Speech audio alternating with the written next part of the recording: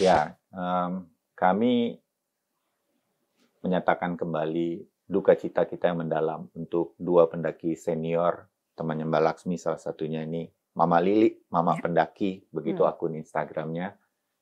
Tadi kita sudah lihat di dalam paket bagaimana upaya mereka untuk mencintai sebetulnya alam-alam di Indonesia. Mereka ingin mencapai Seven Summit of Indonesia.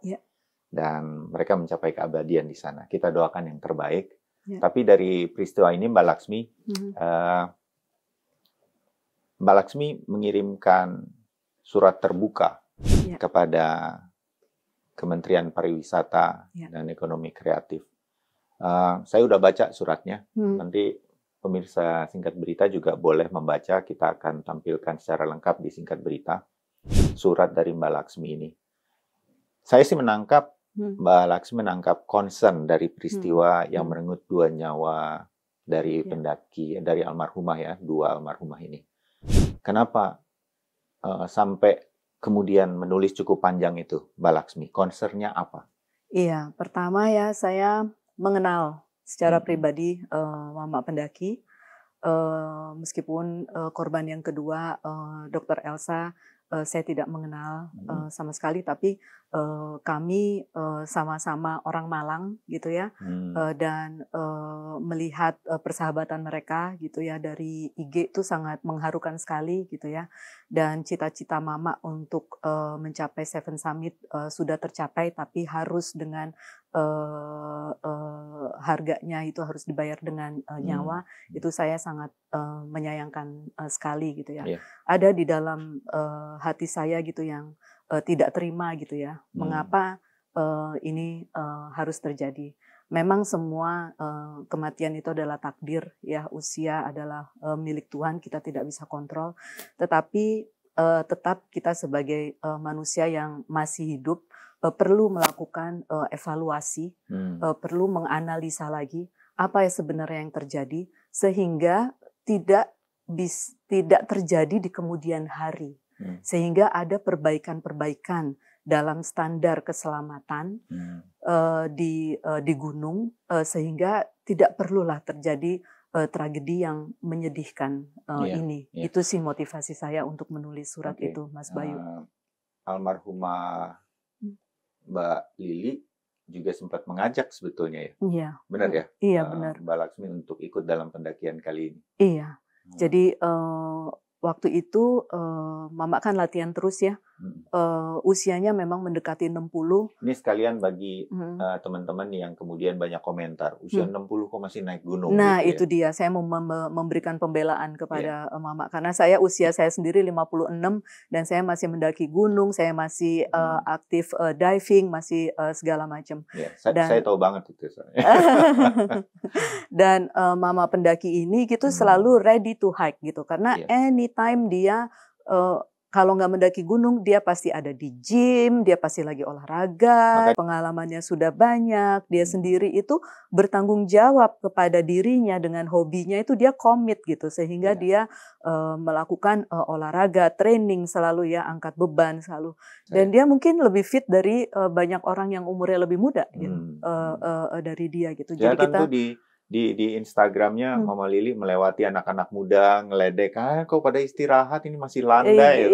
Exactly. Jadi jangan usia itu dikasih stigma gitu ya.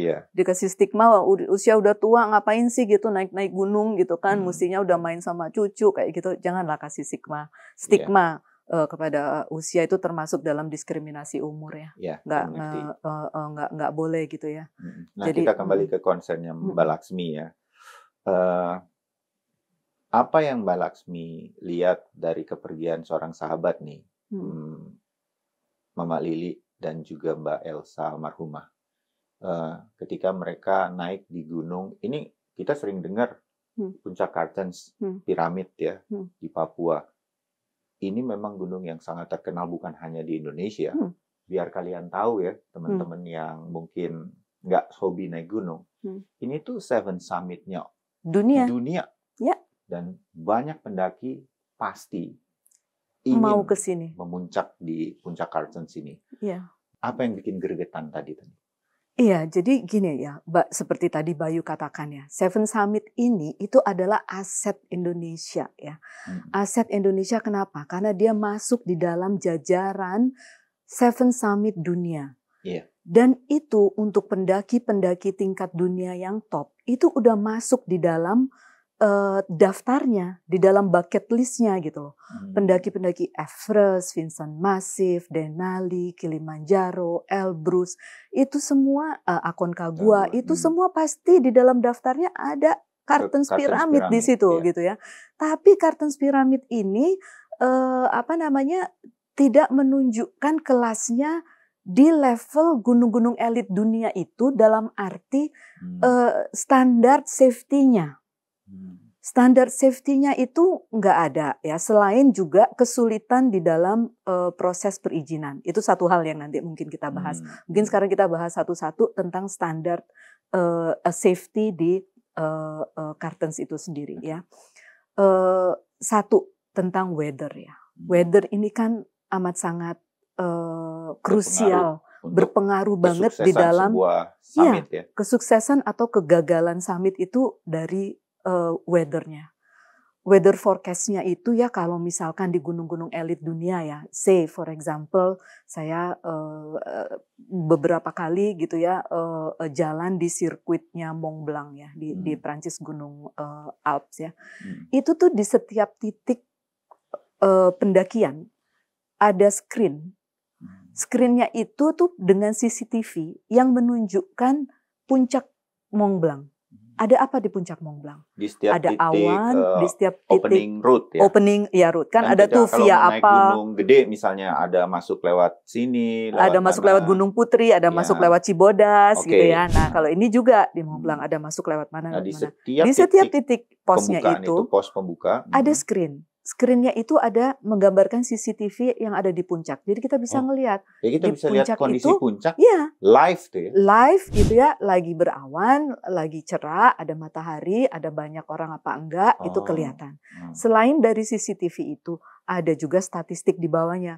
Awan yang sedang berjalan itu jenisnya apa, kecepatan anginnya berapa, temperaturnya berapa, itu semua ada gitu ya di situ, sehingga kita kalau pendaki mau mendaki ngelihat, kita tinggal nentuin kita mau mati apa kita mau hidup gitu ya. Kalau kita ngelihat ini udaranya bagus ya gue naik, kalau udaranya jelek ya jangan naik gitu kan, atau bunuh diri dalam gitu. kurun jam bahkan besok harinya semua dibuka semua untuk dibuka publik di situ. Di situ. Iya. Jadi sehingga orang siapapun yang akan naik dengan batas kemampuan mereka mahir atau tidak dan lain-lain dipaksa untuk melihat data ini. Cuaca diprediksi untuk kemudian menentukan kita naik atau tidak. Iya.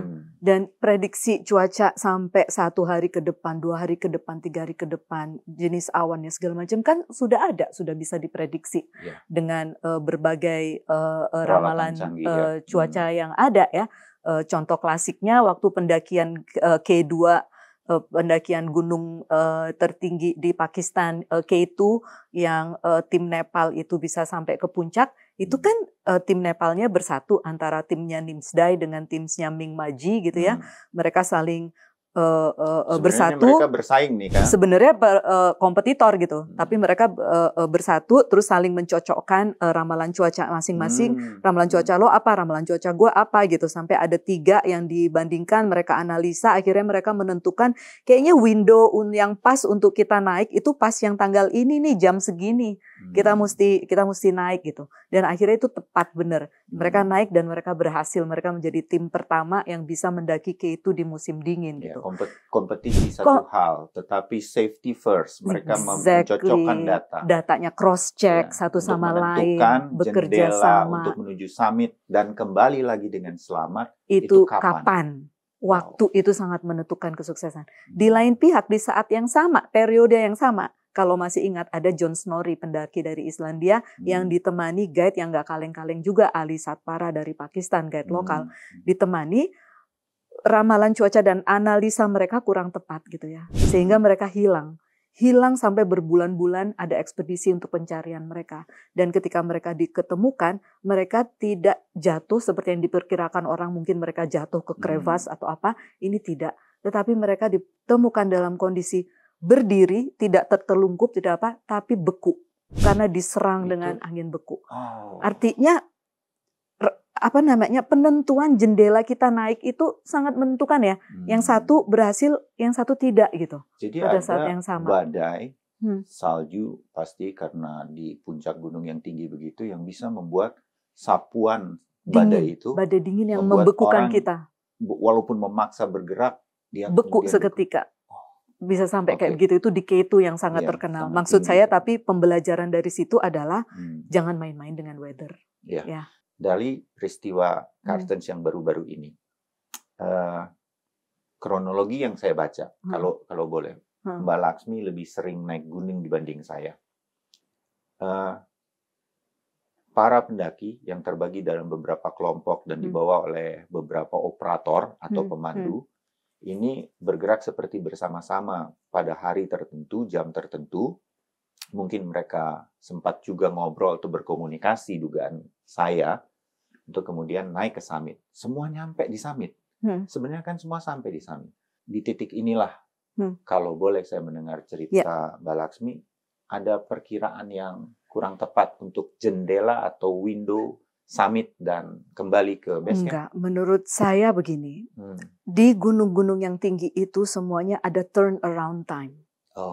Jadi misalkan kalau di Everest ya, sampai jam berapa dia ada di suatu tempat, summit nggak summit harus turun.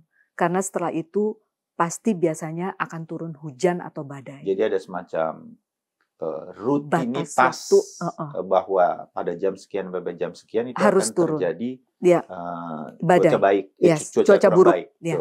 Biasa kan di pegunungan kalau siang hujan. Nah, dalam hal ini Bayu, kan tadi Bayu mengatakan ada banyak orang yang naik. Nah, itu salah satu masalahnya. Grupnya besar, ada 12 orang. Ya. Kalau boleh kita menganalisa sebagai orang yang bukan termasuk dalam rombongan, kita mengamati dan membaca kronologi dan lain-lain, bisa jadi ini salah satu teman-teman kemarin itu terpapar cuaca buruk di Kartens Piramid. Iya. Bukan untuk mengkritisi apa yang sudah terjadi. Apa yang sudah terjadi ya sudah terjadi. Bukan untuk mengkritisi dari operator atau guide atau apa.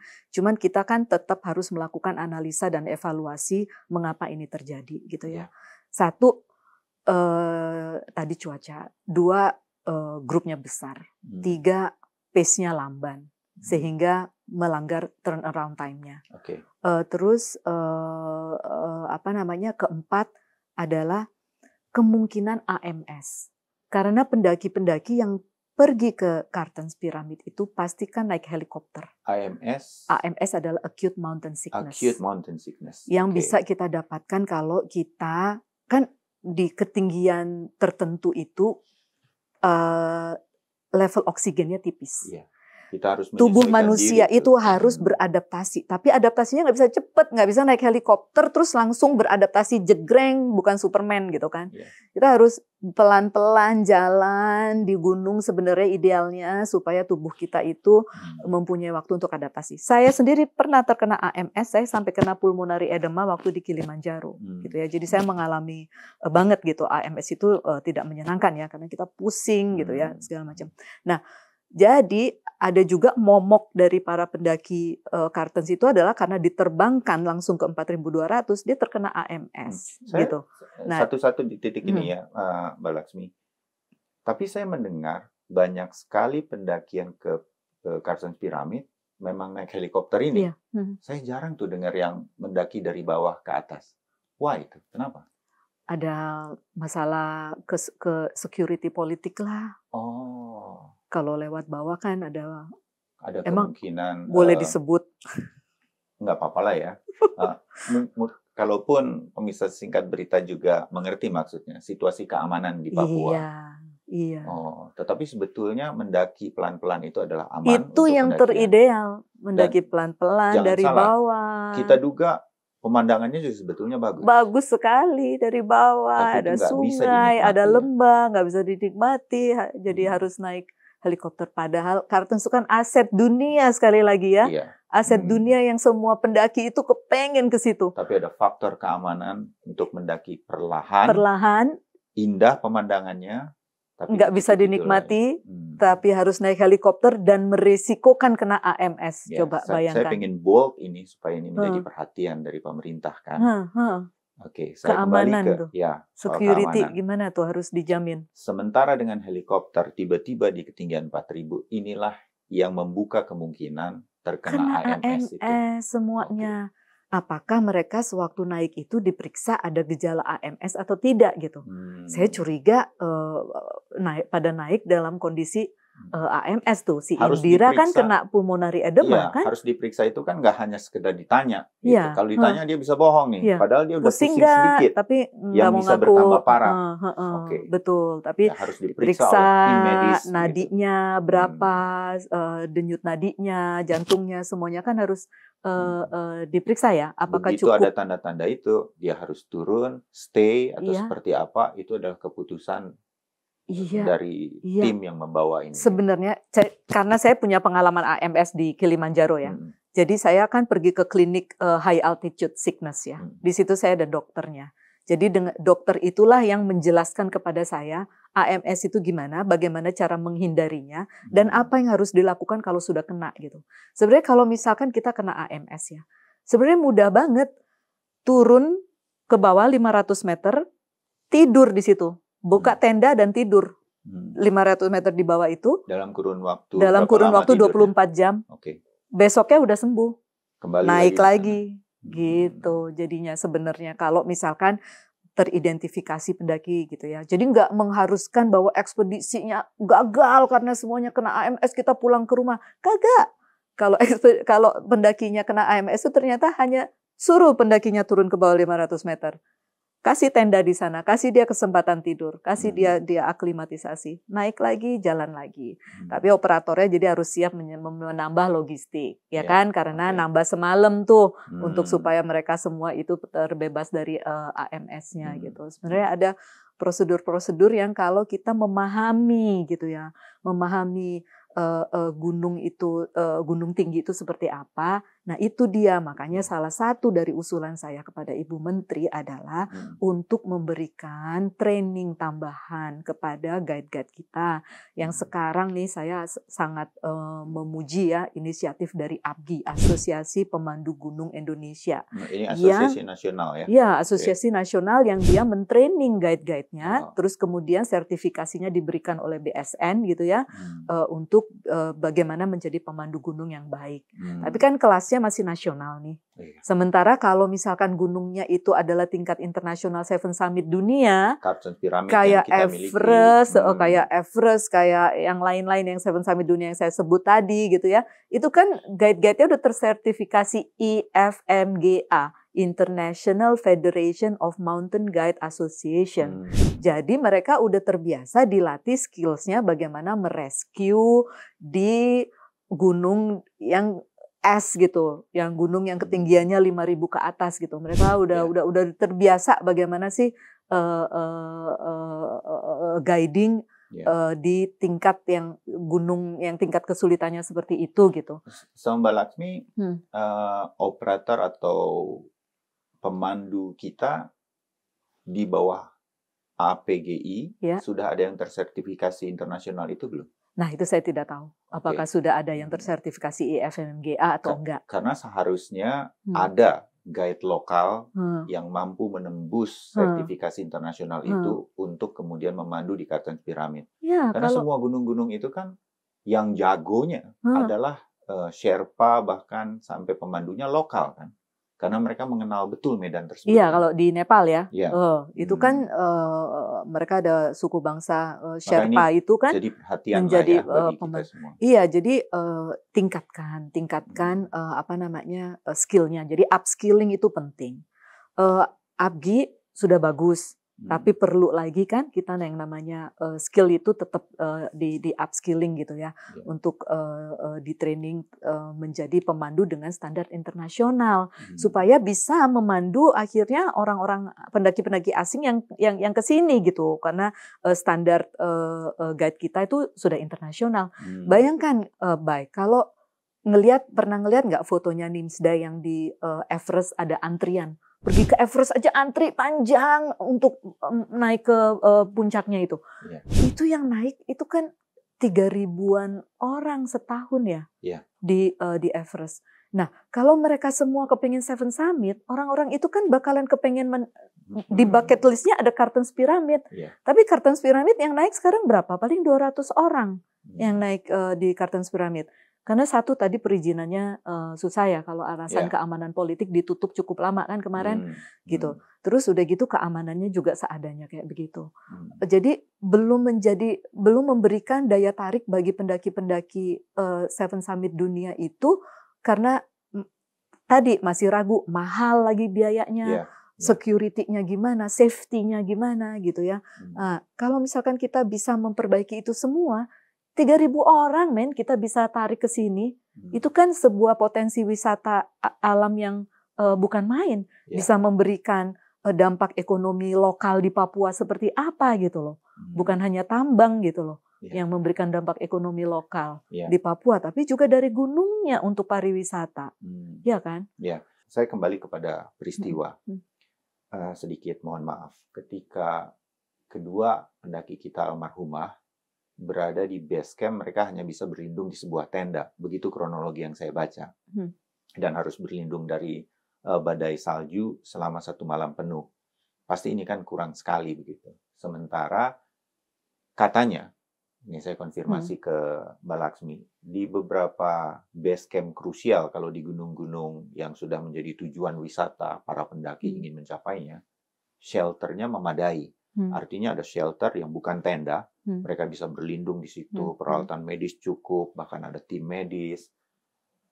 Nah, hal ini kalau betul terjadi, ini yang harusnya juga ada di Cartons Pyramid menurut Mbak Laksmi. Harusnya dibangun sebuah shelter untuk pendaki-pendaki yang terserang badai, yang terkena hipotermia, yang terkena AMS di atas gitu ya. Dari hasil diskusi dengan teman-teman pendaki dan guide-guide gunung Cartons ya. Jadi kan teman-teman saya juga teman-teman pendaki gunung semuanya gitu ya. Ketua APGI Nasional Mas Rahman itu juga sahabat saya. Ada Dewe bekas ketua Mapala UI yang juga sahabat saya. Ada pendaki-pendaki Cartons yang lainnya yang kita dari hasil obrolan itu ya gitu ya mengusulkan bahwa ada space cukup yang bagus untuk dibangunkan shelter, yaitu di teras besar dari Gunung Cartons Pyramid.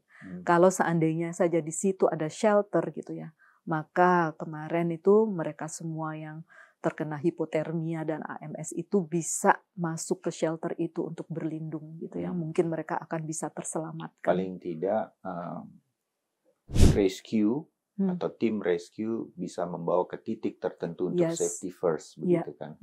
Nah, hal semacam ini nih harus yang menjadi concern juga dari Mbak Laksmi melalui tulisannya Mbak Laksmi ini.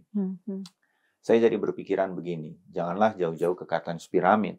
Gunung-gunung kita yang begitu banyak, dan setiap akhir pekan diserbu para pendaki ini, penuh, dan banyak operator-operator yang membuka trip, open trip begitu menyebutnya. Mungkin sebagian dari pemirsa Siber juga pernah mengikutinya. Juga ya, ini saya bicara gunungnya nih, yang dikelola sebagai sebuah taman nasional. Ini kan bagian dari pemerintah juga, kalau boleh kita mencolek pemerintah begitu. Saya ngelihat tuh pos-posnya, ketika kita naik kan ada pos 1, pos 2, pos 3 begitu. Ya, cuman tanda aja pelang. Tapi belum berupa shelter jika terjadi badai seperti apa. Hal semacam itu yang harusnya juga kita pikirkan. Boleh nggak saya bilang begitu? Iya betul. Taman-taman nasional kita itu harus untuk memperbaiki diri terus untuk meningkatkan standar keamanan di setiap gunung. Karena jangankan di Cartons Pyramid, di gunung-gunung yang 3.000-an aja banyak berjatuhan korban akhir-akhir ini. Banyak banget kecelakaan gunung ya. Itu mungkin salah satunya karena tuh semuanya ada sosial media kan. Sosial media semua orang posting tentang keindahan gunung. Lalu terjadilah pendaki-pendaki FOMO, pendaki-pendaki Instagram yang mau naik. Dia pikir naik gunung itu adalah jalan-jalan di taman gitu ya. Pokoknya naik gitu aja gitu ya. Tanpa latihan, tanpa peralatan latihan fisik, yang tanpa peralatan yang memadai, tanpa pengetahuan logistik yang memadai juga seperti apa gitu ya. Tanpa perencanaan plan untuk pendakian itu seperti apa. Karena kan naik gunung sampai puncak kan harus turun lagi. Itu juga masih butuh tenaga lagi gitu ya. Nah, yang kayak gitu-gitu terus nggak bisa navigasi. Ada yang ditinggal sama operator open trip-nya gitu kan. Ada yang kejadian kemarin. Ada pendakinya ditinggal sama operatornya, coba bayangkan.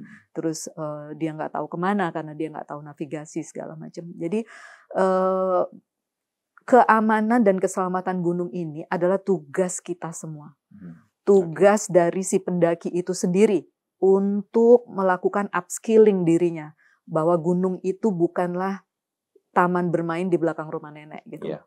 Tapi ini adalah suatu olahraga yang serius, membutuhkan persiapan. Segala macam tadi ya kita udah sebutkan. Operatornya sendiri. Guide-nya sendiri, skills-nya juga harus di-upskill juga gitu ya untuk situasi darurat bagaimana merescue-nya. Operatornya juga harus bertanggung jawab bagaimana logistik yang cukup, yang segala macam, planning trip-nya, melihat cuaca segala macam, menentukan kapan naik dan tidak operatornya. Pemerintah juga ya, pihak Taman Nasional. Bagaimana caranya bisa melakukan evaluasi pada setiap taman nasional dan gunung-gunung yang didaki, di poin-poin rawan mana sih harus ada shelter misalkan, harus ada pengamanan, dan aturan-aturan mengenai sampah. Sampah di gunung kita itu bukan main. Gunung bukan tempat sampah ya. Tapi kalau kita ngelihat di gunung gede, ke mana lagi, hampir di semua gunung sampah semua. Gunung Merbabu bersih. Itu saya salut tuh dengan Taman Nasional di sana. Nah, kalau udah ada Taman Nasional yang bisa menerapkan gunung yang bersih seperti itu, harusnya kan bisa memberikan best practice-nya, membagikan best practice-nya ke gunung-gunung yang copy lain. Paste, tinggal ditiru. Tinggal mungkin dari pemerintah perlu mengadakan ini nih, identifikasi gunung mana yang gunung terbaik diberikan award. Gunung mana gunung yang nggak keselamatannya banyak kecelakaan gitu kan, banyak sampah gitu ya, ya diberi bintang 1 gitu. Sementara gunung yang bagus, yang tingkat keselamatannya baik, kecelakaannya rendah, sampahnya nggak ada, bintang 7 gitu loh. Oke, dimengerti. Dan sehingga ada reward kan, ada. Sehingga kemudian keamanannya terjaga, safety first, bukan banyak-banyakan pengunjung, karena memang harus dibatasi pada titik tertentu. Setuju nggak? Setuju dong, karena gini loh, memelihara alam itu mahal loh. Memelihara alam itu amat mahal. Sekali rusak kita lama sekali akan. Dan biodiversity di Indonesia itu kita masuk mega biodiversity nomor 2 setelah Brazil. Tapi itu yang hutannya ya, kita nomor 2 setelah Brazil. Tapi begitu kita punya taman laut, kita nomor 1 mega biodiversity. Jadi kita harus anggap itu sebagai aset kita yang harus dijaga gitu. Jangan dirusak gitu. Nah, sekali gunung itu rusak, ada binatang yang hilang dari ekosistem, punah segala macam, itu nggak bisa di-recover kan, kehilangan itu. Nah, jadi marilah gitu kita jaga bersama aset kita gitu ya, sehingga bisa menjadi aset dunia yang bisa kita banggakan gitu ya. Kita bilang mega biodiversity, emang ada apa di situ? Kalau ke Sulawesi kamu bisa lihat tarsius, kamu bisa lihat babi rusa. Jangan sampai nanti tarsiusnya udah nggak ada, susah. Nanti orang mau nyari, ya kan? Ada burung rangkong di gunung ini, ternyata kok burung rangkongnya udah nggak ada. Ada burung nuri di Binaya gini, tapi itu dulu, sekarang udah nggak. Nah kan gimana coba? Padahal itu kan aset-aset ya, kerugian bagi kita. Ada banyak orang yang bird watching, ada banyak pendaki-pendaki itu yang kepengen melihat hal-hal yang tidak kita hargain itu. Biasa kalau kita yang punya, kita nggak menghargain gitu ya. Kalau orang yang nggak punya, dia akan lebih menghargai gitu ya. Bagaimana menjaga alamnya. Ke gunung itu adalah mencapai puncak. Banyak hal yang bisa dinikmati sebetulnya kalau kita menjaganya dengan baik. Nah itu harus dijaganya dengan gunung-gunung itu dikasih kuota untuk pendaki masuk gitu ya. Dibatasi. Nah, dibatasin, nggak bisa massal. Kalau gunungnya dibuka terus massal antri kan, kita kalau di gunung gede itu sampai macet, antri semua orang. Terus buang kotoran di mana-mana, kotoran manusia, plastik segala macam di mana-mana. Nah, itu kan kita membunuh ekosistem dengan sendirinya ya kayak gitu. Jadi harus diatur lah, jangan tempat yang premium. Gunung itu premium ya. Harus dibikin premium juga, bukan massal gitu. Jadi dikasih kuota. Kayak tadi kita ngobrol, Bayu bilang tentang Kinabalu kan, yang dikasih kuota dan taat gitu. Peraturan tuh ditaati, kuota sekian gitu, misalkan 100 orang ditaatin. Kalau di Indonesia bisa ada jalur ordal sih. Jadi udah ada aturan kuota gitu, tapi nanti lewat ordal dikeluarin juga gitu izinnya. Jadi akhirnya beratus-ratus orang dalam satu weekend gitu ya. Kita kan sering tuh ngelihat weekend kalau di Gunung Gede tahun tuh. baru. Nah, 17 Agustus yang kayak begitu. Nginjek alam segala macam. Satwanya pada ketakutan, kabur, trauma lah segala macam ya kayak begitu. Nah, itu salah satunya untuk menjaga alam itu dengan memberikan kuota tadi. Nah, bicara soal keselamatan di dalam surat terbukanya Mbak Laksmi berkaitan dengan peristiwa kasus piramid baru-baru ini, juga ditujukan ke Kementerian Pariwisata dan Ekonomi Kreatif, disinggung soal asuransi. Kenapa Mbak Laksmi sampai concern banget soal ini? Karena pendaki-pendaki Indonesia atau penjelajah-penjelajah alam Indonesia itu tidak terbiasa dengan melindungi dirinya dengan asuransi. Jadi dianggap ya udah takdir begitu aja. Terus padahal nanti kalau misalkan terjadi apa-apa perlu dievakuasi, jenazah perlu dikirim segala macam, itu siapa yang menanggung gitu kan? Nah, kalau misalkan di gunung-gunung di luar negeri, gunung-gunung elit itu, asuransi itu udah menjadi suatu kewajiban bahwa itu syarat utama untuk bisa diberikan izin masuk ke gunung itu. Jadi bukan pilihan begitu ya? Bukan pilihan. Saya asuransi harus lihat asuransinya mana gitu. Asuransinya mana? Form asuransinya. Asuransinya dilihat mengcover global evacuation apa enggak gitu. Kalau nggak mengcover global evacuation nggak bisa.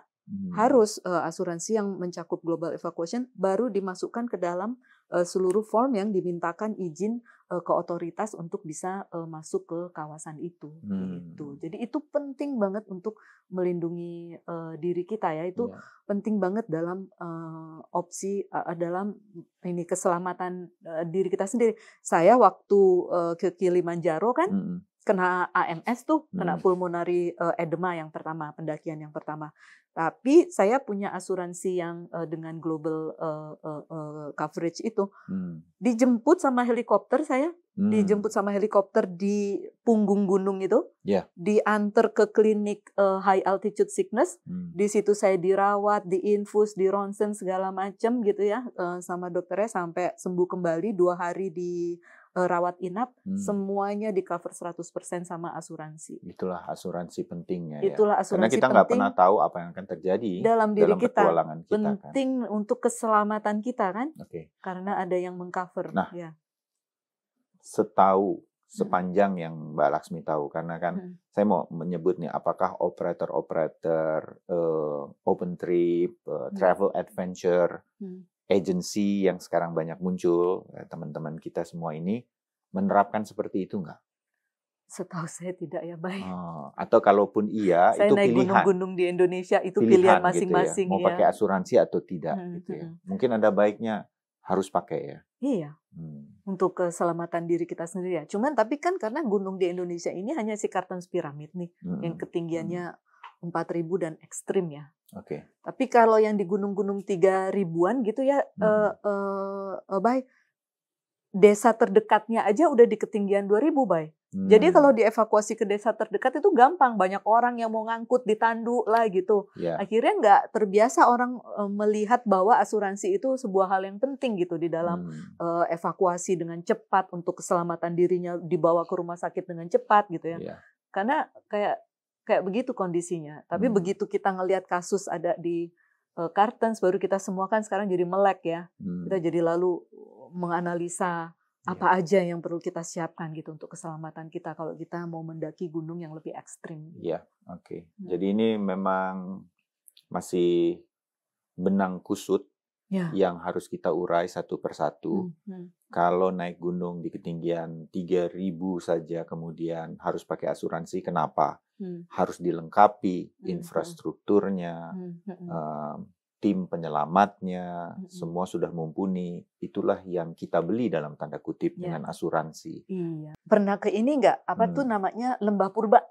Oh, okay. Lembah Purba di Sukabumi itu di manage 100% oleh swasta. Lihat sendiri di situ nanti ya gimana security-nya. Jadi di tempat-tempat yang lereng-lereng gitu ya, dia kasih besi untuk kita bisa nyantolin karabiner. Jadi kita tuh jalan tuh aman gitu ya. Terus kan jembatan gantung tuh semuanya. Tapi kita juga pakai karabiner gitu yang dicantolin di mana. Nah, itu tuh di manage 100% oleh swasta. Security-nya kayak begitu. Iya. Dan bisa kan? Kan bisa kan? Saya terbayang kalau kemudian ada sebuah pos di sebuah gunung, kita anggap aja gunung gede gitu. Kemudian shelternya didukung oleh PT apa gitu. It's okay juga kan. Tetapi kemudian ini menjadi sebuah CSR dalam bentuk lain, branding dalam bentuk lain yang menjamin keselamatan para pendaki gunung. Ya kan, berperan penting juga kan itu. Oke lah, mudah-mudahan makin banyak nih ide-ide kalau nanti ngobrol lagi sama Mbak Laksmi. Iya, bikin serial. Nanti bikin serial scuba diving. Boleh juga ya. Boleh tuh. Sekalian cerita travelingnya. Mau ke pulau mana ini? Aku mau ke pulau Walero. Sampai gue aja nyebutnya aja susah. Karena Walero itu ada di selatannya Ambon. Ya, saya tadi sempat nanya kan sebelum kita ngobrol ini. Di mana tuh Mbak? Nggak tahu. Baru dengar orang mau diving di situ. Dan ternyata itu masih sedikit ujung dari Indonesia ya. Iya, lebih dekat ke Darwin. Darwin, itu Australia. Visibility-nya bagus, koralnya bagus, banyak ikannya. Nanti kita mau bikin ini deh, namanya videonya gitu ya. Sama budaya masyarakat setempatnya gitu ya. Itu karena pulau itu sangat jarang didatengin orang. Jadi begitu ada orang pendatang yang datang, mereka itu langsung menyambut semuanya dengan riang gembira, langsung diajakan party satu pulau, langsung dibikinkan kan arak kita gitu. Jadi nanti pas dong ya Mbak Laksmi yang datang itu. Wah boleh. Nanti kalau dari jalan-jalan dari sana bawa oleh-oleh ya, buat Singkat Berita Podcast. Boleh nanti aku kasih tahu lagi bagaimana tuh si pulaunya itu kondisinya. Sambil ya kita putar rekamannya. Pasti. Aku share. Oke, makasih Mbak Laksmi. Sama-sama, bye.